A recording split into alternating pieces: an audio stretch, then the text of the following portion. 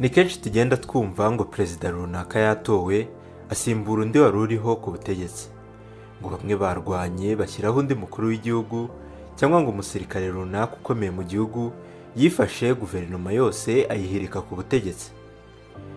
Akenshi iyo twumvishe ibi duhita tuvuga ngo Afurika waragowe kweli, ariko nanone benshi bikadusigira ikibazo mu mutwe, abenshi tudahita tubonera igisubizo. Ese ni iki kiba ku butegetsi ku buryo abantu bamaranira kubujyaho, ku buryo rimwe na rimwe bamwe bibasaba kugambanira inshuti magara zabo, cyangwa bakiyambura ubumuntu neza neza kugira ngo begukane uyu mwanya. Yewe hari na bamwe bagana inzira y'ishyamba bakitesha ibyiza byose ubuzima bwari kubaha, kugira ngo nabo umunsi umwe bazabone icyubahiro gihebuje kurusha ibindi mu gihugu, aricyo kuba umukuru w'igihugu, Perezida. Hari igihe wumva akaga cyangwa ibitambo bamwe mu bakuru b'ibihugu banyuzemo kugira ngo bagere ku butegetsi, ndetse bimwe ukumva byari iby'ikiguzi gikomeye byari gushoborwa na bake. Nguhaye ikaze wowe uri kumwe nanjye mu kiganiro sobanukirwa kuri Vision Radio. Njye mugiye kubana ndi Kayira Intwari Bertrand. Muri iyi video tugiye kugaruka ku nzira abaperezida batandukanye bo ku isi bagiye bacamo kugira ngo bagere ku butegetsi, ku buryo hari na bamwe byasabye ko bagambanira abavandimwe babo n'inshuti kugira ngo bagere kuri uyu mwanya w'icyubahiro. Ndakwibutsa kandi ko iyi video ushobora kuyisanga kuri YouTube channel yanjye ariyo Kayira Bertrand. Ukibuka gukora like na subscribe kugira ngo n'izindi video nziza nk'iyi zijye zikugeraho byoroshye. Ku mwanya wa 10 turasanga umwe mu byamamare ndetse ufatwa nk'umwe mu bayobozi beza babayeho muri Leta Zunze Ubumwe za Amerika, ariwe Abraham Lincoln. Abraham Lincoln yavutse ku itariki ya 12 Gashyantare 1804. Afatwa nk'imwe mu mpirimbanyi mu kurwanya ndetse no guhagarika ubucakara muri Leta Zunze Ubumwe za Amerika. Lincoln yayoboye Amerika mu gihe cy'imyaka 4 kuva muri Werurwe 1861 kugeza muri Mata 1865 ubwo yicwaga arashwe. Urugendo rwa Lincoln kugeza abaye Perezida ruri mu zitangaje cyane ku isi. We ubwe niwe wigishije amategeko kubera kubura ubushobozi bwamujyana ku ishuri. Nk'uko byatangajwe na David Mickelson mu nkuru yashyize hanze ku rubuga rwa Snopes.com, Lincoln yiyamamaje inshuro zirenga 5 ashaka imyanya itandukanye mu buyobozi, ariko hose agatsindwa. Ntigeze acika intege kugeza ubwo mu 1861 yatsindaga amatora y'umukuru w'igihugu. Lincoln yaje kuba Perezida wa 16 wa Leta Zunze Ubumwe za Amerika, ndetse afatwa nk'umwe mu baperezida beza Amerika yagize, ibintu bitari gushoboka cyane iyo acika intege. Uyu Lincoln kandi akaba ariwe washyize iherezo ku bucakara bwaberaga muri Amerika. Ku mwanya wa 9 hazaho Perezida wa mbere wa Kenya ariwe Jomo Kenyatta. Kenyatta yavutse mu 1897, yitaba Imana ku ya 22 Nyakanga 1978. Kenyatta yamaze igihe kinini cy'ubuzima bwe arwanya abakoloni b'Abongereza bakolonezaga Kenya. Ibintu byanamuviriyemo gufungwa inshuro nyinshi cyane. Nk'uko Wikipedia ibitangaza, Kenyatta yafunzwe mu 1959 ashinjwa kugambanira ubuyobozi bw'abakoloni, ndetse aza no guhungira mu cyaro cyo mu burengerazuba bwa Kenya cyitwa Lodwar. Nubwo abakoloni ntako batagize babifashijwemo na Greg, umwe mu bazungu bagerageje gusenya burundu ubushobozi bw'abanyakenya barwanyaga ingoma ya Mpatsibihugu, Kenyatta ntago byamuciye intege. Yakomeje guhirimbana ndetse aza no kuba minisitiri w'intebe wa mbere wa Kenya. Kenyatta yagiye arokoka ibitero byinshi byari bigamije kumuhitana, ndetse akenshi agenda yima amatwi abamubwiraga guhagarika kurwana, akiberaho ubuzima bwiza nta kintu kimwirukansa. Ibi ariko ntago byari bihagije, kuko inzozi ze zari ukubona Kenya yigenga. Ibi yaje kubigeraho, ndetse umwaka umwe nyuma y'uko Kenya ibaye leta yigenga ayibera Perezida kuva mu 1964 kugeza mu 1978. Mu matora yabaye aho yarahagarariye ishyaka rya KANU, cyangwa se mu magambo arambuye Kenya African National Union.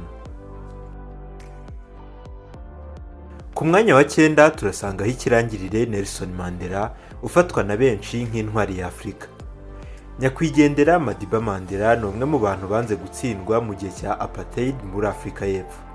Ubwo we n'akandi gatsiko k'insoresore zarwanyaga ubutegetsi bwashyiraga abazungu imbere y'abirabura kandi ari ku butaka bwabo, mu 1964 Mandela yaje gufungwa azizwa urugomo, kurwanya no kugambanira leta iriho. Ubwo Mandela yafungwaga imyaka 27 mu buroko, benshi bari bazi ko umuriro n'amashagaga by'impinduramatwara bizimye. Gusa siko byaje kugenda, kuko no mu buroko Mandela yakomeje kujyandika amabaruwa menshi ashishikariza abantu kwigenga. Yewe muri gereza abazungu bagerageje kwegera Mandela bamusaba gucisha bugufi ngo ashyire agapira hasi ngo agabanye icyo bitaga amatiku yo kurwanya abazungu. Ariko Mandela yarabangiye arabatsembera burundu, ari nako akomeza guhura n'abantu bahuje ibitekerezo muri gereza. Mu 1990 nibwo nyakwigendera Nelson Mandela yaje gufungurwa ndetse aza no kuba perezida wa mbere w'umwirabura uyoboye Afurika y'Epfo, dore ko abazungu ari bo bonyine bari barabaye abaperezida. Nubwo Mandela yagiye ku mwanya w'ubuyobozi bimuvunnye, ntabwo yahise aba nk'aba bakuru b'ibihugu benshi bihutira guhindagura itegeko nshinga kugira ngo batinde ku buyobozi. Yayoboye manda imwe gusa maze aharira abandi nabo barayobora. Ku ya 5 Ukuboza 2013 nibwo intwari ya Afurika yatabarutse, afite imyaka 95 mu mujyi wa Johannesburg. Ku mwanya wa 7 haza Fidel Alejandro Castro Ruz, benshi bazi nka Fidel Castro. Kubera impamvu z'intambara yashyamiranyije Amerika na Espagne, Cuba yisanze iri mu maboko y'abakapitaliste ari b'Amerika muri Mutarama 1899. Castro wari ufite ingengabitekerezo y'abakomuniste, ntabwo yiyumvishaga ukuntu igihugu cye cyayoborwa kandi kigashyirwaho umurongo ngenderwaho n'abakapitaliste. Castro yatangiye kurwanya ubutegetsi mu 1953, ahuye n'abandi basore 160 gusa bagabye igitero kuri zimwe mu nkambi z'abasirikare ba Cuba, ariko kikababera icy'ubusa. Nk'uko Britannica ibitangaza, ibi Fidel Castro yabikoze kugira ngo ashishikarize n'abandi bantu benshi kurwanya leta yitaga iy'igitugu ya Batista uri waragiye ku butegetsi akoresha kudeta. Nyuma y'uko akubitiwe ahabona yo akanafungwa kugeza mu 1955, Castro yahise ajya muri Mexico, aho yatangiye kwegeranya abandi barwanyi bashya bahunze Cuba. Nyuma y'umwaka umwe gusa mu 1956, Castro n'abarwanyi be batagiraga kuri 90 binjiye muri Cuba, aho benshi bahise bicwa, abandi barimo Che Guevara, Ernesto murumuna we ndetse na Fidel Castro ubwe babasha gutoroka, ndetse bahita bashinga umutwe w'inyeshyamba bawita 26th of July movement, mu rwego rwo kwibuka igitero cya mbere cya Castro cyagabwe mu 1953. Mu ntambara nyinshi Castro yarwanye yagiye atsindwa kubera ko nta mbaraga yari afite, ariko ntiyacitse intege. Yakomeje kurwana, ari nako yagendaga yiyungura ubumenyi bushya n'ubunararibonye mu bya gisirikare. Nuko mu 1959 aza gutsinda ingoma ya Batista ahita aba perezida, maze impinduramatwara yatangiye mu 1953 ibigeze ku ntego yayo. Ku mwanya wa 6 haraza Robert Gabriel Mugabe. Robert Mugabe yatangiye urugendo rwe rwa politike arwanya leta y'abazungu yayoboraga Zimbabwe yahoze yitwa South Rhodesia, naho Ian Smith akayibera umuyobozi. Nk'uko Sky News bivuga, Mugabe yafunzwe imyaka 10 kugera mu 1974. Akirekurwa yahungiye muri Mozambique, agira uruhare mu gushinga, kuyobora ndetse no gufasha indwanyi za ZANU mu kurwanya abakoloni mu ntambara z'inyeshyamba zizwi nka guerrilla. Mugabe na bagenzi be bari baranze kumvikana n'abazungu binyuze mu nzira z'amahoro, kuko bavuga ko bwari uburyo bwo kubabeshya ndetse ko nta kintu kizima cyava mu biganiro wagirana n'umuntu ushaka kukwica. Mu burwanyi bwe Mugabe yasimbutse ibitero byinshi, dore ko ari n'igihe bigize gutega ibisasu mu nzu ye, ndetse banamubona yinjiramo ariko yabiturikije, bizeye ko byamuhitanye, baza kumva ko nta n'igisebe yigize agira.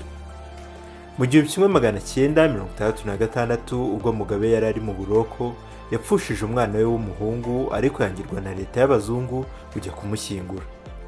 Ibi byatumye Mugabe agira urwango rukomeye abazungu, ndetse aza no kurubyaza umusaruro, kuko mu 1980 we n'abarwanyi be bo mu mutwe witwaga Thinking Man's Guerrilla baje gutsinda abazungu, ndetse n'inzozi ze zo kuyobora Zimbabwe azigera haryo. Akimara kuba perezida, Julius Mwalimu Nyerere yamubwiye amagambo agira ati: "Uzunguye umutako w'agaciro muri Afurika, ntuzawutesha agaciro." Mugabe yaje kuva ku butegetsi muri kudeta itarabayemo imvururu no kumeneka kw'amaraso mu 2017 ubwo yari amaze kuyobora Zimbabwe imyaka igera kuri 30, dore ko yanabaye minisitiri w'intebe kuva mu 1980 kugeza mu 1987 ubwo yabaga perezida. Uyu mukambwe yaje kwitaba Imana ku ya 9 Nzeri 2019 muri Singapore azize uburwayi. Ku mwanya wa gatanu haza Blaise Compaoré wo muri Burkina Faso. Impirimbanyi z'uburenganzira ndetse n'icyubahiro bya Afurika zifata Blaise Compaoré nk'umwe mu bagambanyi bakomeye Afurika yigeze igira. Ati gute? Byose bitangira mu 1983 ubwo we n'inshuti ye magara Thomas Sankara bakoraga kudeta bakavanaho Sayezerbo, umuyobozi wari warashyizweho n'abakoloni b'Abafaransa, maze Sankara ku myaka 33 agahita aba perezida. Igihugu ubundi cyitwaga Apavolta bagihinduriye izina bakita Burkina Faso. Mu myaka Sankara yamaze ku butegetsi yimakaje umuco wo kwigira ndetse no kudasabiriza ku bazungu, ndetse ibi bimukurira urwango ku bari abakoloni ba Burkina Faso. Yari umuperezida ucisha bugufi ndetse utarabuze kugaragaza ubushake mu gushyigikira ko abagore bahabwa agaciro. Sankara yangaga ubusumbane ndetse mu ijambo ryamamaye cyane yigize kuvuga ko yahitamo guha abantu bose amazi meza aho guha abantu bake champagne. Ubuyobozi bwe bwakomeje gutungwa agatoki n'abazungu ndetse baza no gukoresha inshuti ye magara Blaise Compaoré kugira ngo bamwice bashyireho igikoresho cyabo bazajya bavugiramo uko bashatse. Blaise Compaoré yahise aba perezida wa Burkina Faso muri kudeta yabaye ku ya 15 Ukwakira 1987 igahitana Sankara iyobowe n'uwari inshuti ye magara bakuranye ndetse yafataga nk'umuvandimwe we. Blaise Compaoré yatezwe ari perezida we Sankara ku ngoro y'umukuru w'igihugu baramurasa hamwe n'abandi bayobozi bari kumwe. Ubu bugwari bwe bwo guhemukira inshuti ye nabwo ntibwaje kumusiga amahoro, kuko ejo bundi muri Mata yahamijwe ibi byaha byo kugambanira no kwica Sankara mu 1987 maze ahanishwa igihano cy'igifungo cya burundu. Ku mwanya wa kane haza Mobutu Sese Seko Kukungubedu wa Zabanga. Mu nkuru ya The New York Times ifite umutwe ugira uti How a Soldier Grew into a Monster, bishatse gusobanura ngo ko umusirikare yahindutse igikoko, yo mu 1999 yanditswe na Lawrence Van Gerga. Avuga ukuntu Mobutu yatangiye ari umusirikare muto akaza kuba umunyamabanga bwite wa Patrice Lumumba mu biganiro byahaye Kongo ubwigenge mu 1960 bigobotora ubukoloni bw'Ababiligi. Mobutu niwe waje kugira uruhare rukomeye mu rupfu rwa Lumumba abifatanyijemo n'Abanyamerika. Amakuru dukesha The Guardian avuga ko urupfu rwa Lumumba mu 1961 ari rumwe mu mpfu z'agaciro ku Banyamerika, kuko Lumumba yarazanye imigambi itari korohera Abanyamerika gukomeza gusahura Kongo uko babishakaga. Amerika yabonaga Lumumba ashaka gukorana n'Uburusiya, kandi yabigeraho ntago byari korohera Ububiligi na Amerika gukomeza kuvoma Kongo uko babiteganyaga, maze bakoresha Mobutu kugira ngo abe ari umukura mu nzira. Mobutu amaze kumenya ko azaba perezida, Lumumba n'aba yamaze kuva mu nzira, yemeye uyu mugambi mubisha, maze amateka ye yose yari afitanye na Lumumba ayakuba na zeru, agambanira wari nk'umuvandimwe we kugira ngo akunde abe perezida wa mbere wa Kongo. Ku mwanya wa gatatu haza Yoweri Kaguta Museveni. Museveni ni umwe mu bayobozi bamaze igihe kinini ku butegetsi. Uyu mugabo abagande benshi bakunda kwita jyajya wabo, bisobanuye ngo sogokuru, ntago yabyutse ngo yisange ku butegetsi cyangwa ngo azungure se nk'uko bijya bigenda ku bategetsi bamwe na bamwe. Museveni ayoboye Uganda kuva mu 1986 ndetse nawe yaciye mu nzira z'inzitane kugira ngo agere kuri uyu mwanya. Museveni yavutse ku ya 15 Nzeri 1944 intungamo muri Uganda. Yatangiye kugaragaza ko atishimiye uko Uganda iyobowe akiri umunyeshuri wa kaminuza yigagamo ubwo yashingaga umuryango yise University Students African Revolutionary Front, wahaga abanyeshuri imyitozo ya gisirikare bakanajyanwa muri Mozambique mu mutwe witwaga Frelimo, bagakomeza guhabwa indi myitozo yisumbuye ya gisirikare. Nk'umwe mu batarumvikanaga na Idi Amin, Museveni yisanze ari impunzi muri Tanzania. Mu 1978 Idi Amin wahamyaga ko abarwanya Uganda bari muri Tanzania yateye Tanzania aciye mu bice by'Akagera. Nyerere wari uyoboye Tanzania icyo gihe yahise ategeka abasirikare ba Tanzania kwirwanaho ndetse birangira Idi Amin atsinzwe aranahunga. Ibi si byo byahise bigira Museveni perezida, ahubwo hahise habaho amatora maze Milton Obote wari waratewe kudeta na Idi Amin asubira ku butegetsi. Amatora Museveni yavuze ko yaranzwe n'uburiganya. Museveni utaranyuzwe n'aya matora yahisaga n'ishyamba nanone nk'uko bamwe babigenza, anashinga umutwe yise UNLA, Uganda National Liberation Army, abifashijwemo n'umubare munini w'abasirikare b'abanyarwanda barimo Rwigema n'abandi. Mu ntambara y'Iruwero baje gutsinda Obote nyuma y'imyaka ikabakaba 8. Muri iyi ntambara nta bikoresho bizima bavuga ko Museveni n'abarwanyi be bari bafite. Icyo bakoraga ko ari ukugaba ibitero kuri sitasiyo za polisi cyangwa mu nkambi za gisirikare, bakiba imbunda n'ibindi bikoresho bitandukanye. Ntibyatinze kuko izi ndwanyi zaje gufata ubutegetsi ziritse Obote. Museveni agera ku butegetsi agitsimbarayeho kugeza na n'ubu, ndetse bigaragara ko atanateganya kuburekura vuba. Ku mwanya wa kabiri haza Juvenal Habyarimana, perezida wa kabiri w'u Rwanda, akaba na perezida wa mbere wa Repubulika ya kabiri mu Rwanda. Uyu mugabo nta munyarwanda utamuzi kubera uruhare rwe rukomeye mu gutegura jenoside yakorewe abatutsi mu 1994. Habyarimana wakundaga kwiyita ikinani cyananiye abagome n'abagambanyi, yavukiye i Gisenyi mu 1937, aza kwitaba Imana mu 1994. Yayoboye u Rwanda imyaka ikabakaba 20. Ubundi se yageze ku butegetsi biciye mu yihe nzira? Habyarimana wari minisitiri w'igisirikare cy'u Rwanda ex-FAR, yageze ku butegetsi mu 1973 nyuma y'uko akoreye kudeta Gregoire Kayibanda, avanaho leta ya Parmehutu ayisimbuza MRND. Uyu Kayibanda yari umubyeyi wa batisimu wa Habyarimana. Nk'uko byagiye bitangazwa n'abanyamateka batandukanye, bivuga ko Habyarimana yifashije Lieutenant Colonel Alex Kanyarengwe, Major Aloys Nsekarije, Benda Sabin, Ruhashya Epimake, Gahimano Fabien, Jeanne Pomusene Munyandekwe, Bonaventure Ntibitura, Serubuga Laurent, Buregeya Bonaventure ndetse na Simba Loise gukuraho Kayibanda. Ubundi abantu benshi bafata umubyeyi wa batisimu nk'umubyeyi wa gatatu ushobora no kuba yasimbura ababyeyi bawe, ariko Habyarimana we ntiyigeze abyitaho kuko uretse no kumukura ku butegetsi, bivuga ko Kayibanda n'umugore we bahise bafungwa i Kabgayi aho bicishijwe inzara baza gupfa nyuma y'imyaka 3. Ku mwanya wa mbere haza Muammar Mohammad Abu Minyar al-Gaddafi.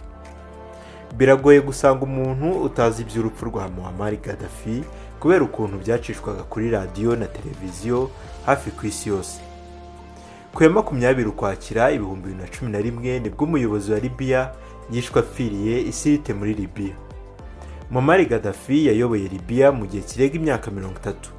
Yagize uruhare rukomeye mu guharanira ko Afurika yigenga, ndetse benshi bavuga ko yishwe kubera imigambi yari afite yo guteza imbere Afurika, nko gushyiraho ifaranga rya Afurika ndetse no kohereza ibyogajuru mu isanzure ku buryo nta munyafurika wazongera kwishyura amashene ya televiziyo. Mu gihe yabaye ku butegetsi, uyu mugabo yari umukungu bikabije kuko bivuga ko yanafashije Nicolas Sarkozy wabaye perezida w'Ubufaransa kugera ku butegetsi, amugurije amafaranga yakoresheje yiyamamaza. Muri Afurika ni hake Gaddafi yageze ntasiga umusigiti, yewe henshi yanahubatse imihanda. Libya ni igihugu gikungahaye cyane kuri peteroli, ari naho Gaddafi yakuraga aya mafaranga yose. Ese ubundi Gaddafi yageze ku butegetsi ati? Kugeza aho abaye umuyobozi ukomeye cyane akavugisha benshi amangambure. Akiri umuvubuka, Muammar Gaddafi yari impirimbanyi y'impinduramatwara muri Libya. Nyuma yo kurangiza amasomo ye ya kaminuza muri Universite ya Libya, Gaddafi yatangiye gucura umugambi wo gukura ku butegetsi uwari umwami wa Libya Idris wa mbere. Mu 1965 yarangije mu ishuri rya gisirikare ari mu ba mbere, ndetse akomeza kugenda azamuka mu mapeti kugeza ubwo ku ya mbere Nzeri 1969 yaje gukuraho umwami Idris wa mbere, ndetse ahita aba perezida kuva icyo gihe kugeza mu 2011. Kugera ku mwanya w'umukuru w'igihugu, Gaddafi byaramuvunnye cyane kuko byamusabye gukora cyane kugira ngo abashe kugira ubumenyi n'ububasha bwo gukuraho Idris wa mbere wari ufite ingabo mu biganza bye. Gaddafi yakuyeho Idris igihe yari yagiye kwivuza muri Turukiya ndetse anamubwira kugumayo. Nubwo bamwe bagiye bakoresha imbaraga zabo bagakora cyane ndetse bakirinda guteshuka ku nshingano zabo kugira ngo bagere ku butegetsi, siko bose babikoze kuko bamwe bagambaniye inshuti magara zabo, abandi bica abari abavandimwe, abari ababyeyi babatisimo babo kugira ngo bagere ku butegetsi. Ibi bihita bitugeza ku kibazo kibaza kiti: ese nawe wakora ibishoboka byose mu gihe waba ufite ububasha kugira ngo ugere ku mwanya w'ubuperezida niyo byagusaba guteshuka ku ndangagaciro za kimuntu? Wakoze we wabanye nanjye mu kiganiro Sobanukirwa kuri Vision Radio, aho twagarutse ku nzira abaperezida batandukanye bo ku isi bagiye bacamo kugira ngo bagere ku butegetsi, ku buryo hari nabo byasabye guca mu nzira imeze nko kwizirikaho igisasu, abandi bakagambanira abavandimwe babo kugira ngo bagere kuri uyu mwanya. Ntuze gucikwa na video iri bukurikira iyi, aho turi bugaruka ku mateka ya Vladimir Putin, twibanda ku buzima yaciyemo nk'umutasi, ari nabwo bwatumye ahita aba umwe mu bayobozi bakomeye kandi bakanganye mu maso y'abatuye isi bose. Nkwibutsa kandi ko niba wacikanywe n'iyi video cyangwa utatangiranye nanjye, ushobora kuyisanga kuri YouTube channel yanjye ariyo Kayira Bertrand, ugakora like na subscribe kugira ngo n'izindi video zacu zijye zikugeraho byoroshye. Amahoro.